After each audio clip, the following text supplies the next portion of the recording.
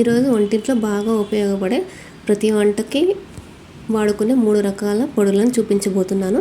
దానికోసం ముందుగా ఒక టీ గ్లాస్ మెంతులు, ఒక టీ గ్లాస్ జీలకర్ర, ఒక పెద్ద గ్లాసు ధనియాలను తీసుకున్నాను. వీటిని చేసుకోవడానికి ముందుగా స్టవ్ ఆన్ చేసి కడాయి పెట్టుకోవాలి. కడాయి వేడయ్యాక అందులో మెంతులు వేసుకోవాలి. మెంతులను లో ఫ్లేమ్ మీద 5 నిమిషాల పాటు వేగనివ్వాలి. 5 నిమిషాల తర్వాత వేగిపోయాయండి. వీటిని ఒక ప్లేట్లో తీసుకొని చల్లార్చుకోవాలి.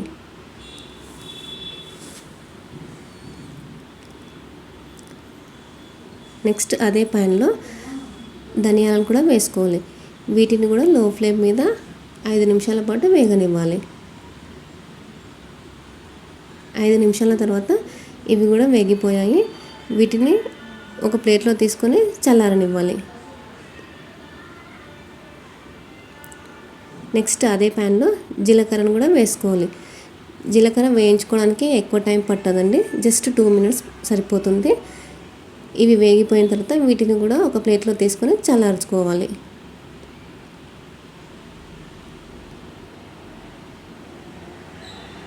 చూడండి, మెంతులు, ధనియాలు, జీలకర్ర 3 చల్లారిపోయాయి. ఇప్పుడు వీటిని పొడులు చేసుకుందాము. పొడులు చేసుకోవడానికి ఎప్పుడైనా సరే మిక్సీ జారు పొడిగా ఉండేటట్టు చూసుకోవాలి. మెంతులు వేసుకోవాలి. మెంతులు వేసుకున్నాక ఒక 5 నిమిషాలు మెత్తగా పొడి అయ్యే వరకు మిక్సీ పట్టుకోవాలి. చూడండి, ఈ విధంగా అవ్వాలి. ఇప్పుడు దీన్ని ఒక ప్లేట్లో తీసుకుందాము. నెక్స్ట్ అదే జార్లో జీలకర్ర కూడా వేసుకోవాలి. దీన్ని కూడా మెత్తని పొడిలా అయ్యే వరకు మిక్సీ పట్టుకోవాలి. దీన్ని కూడా ఒక ప్లేట్లో తీసుకుందాము. నెక్స్ట్ ధనియాలు ఎక్కువ మొత్తంలో ఉన్నాయి కాబట్టి పెద్ద మిక్సీ జార్ తీసుకున్నట్లయితే ఒక ఫుల్ టీ స్పూన్ ఉప్పు వేసుకోవాలి. ఇప్పుడు నేను 2 టైమ్స్ వేసుకుంటున్నాను కాబట్టి ½ టీ స్పూన్ ఉప్పు వేసుకుంటున్నాను. దీన్ని కూడా మెత్తగా పొడి చేసుకోవాలి. ఇదే విధంగా నెక్స్ట్ ట్రిప్పులో కూడా ½ టీ స్పూన్ ఉప్పు వేసుకోవాలి.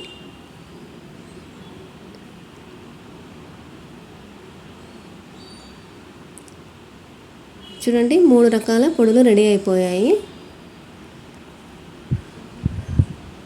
ఇవి వేయించుకొని పొడి చేసుకుంటాం కాబట్టి ఎన్ని రోజులైనా ఫ్రెష్గా ఉంటుంది. టేస్ట్ కూడా ఏమాత్రం చేంజ్ అవ్వదు. ఈ విధంగా పొడులు చేసుకొని పెట్టుకోవడం వల్ల వంట అనేది చాలా త్వరగా అయిపోతుంది.